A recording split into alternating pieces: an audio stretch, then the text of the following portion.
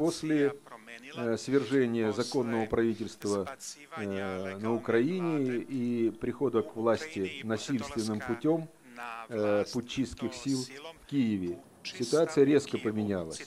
И недавно министр иностранных дел Лавров сказал, что мы отказываемся от термина «партнеры» в отношении США и некоторых европейских стран.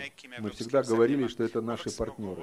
Мы от этого тезиса отказываемся, потому что уже речь идет о враждебных отношениях к России, о неприятельских отношениях к России. Вот на направлении Европы складывается очень сложная ситуация. Наш президент, наверное, самый проевропейский руководитель России, начиная с 1918 года. Он искренне хотел и хочет развития экономических, политических, отношений с Европой. Особенно вот посмотрите, это за последние 15-14 лет, 13 лет, европейское присутствие в России возросло многократно. Многократно, никогда такого не было. Особенно немецкий бизнес, особенно итальянский бизнес.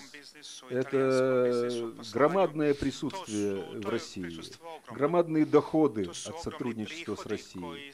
Это культурное присутствие Германии, Италии, Франции, очень активное. Это человеческое присутствие, человеческие измерения.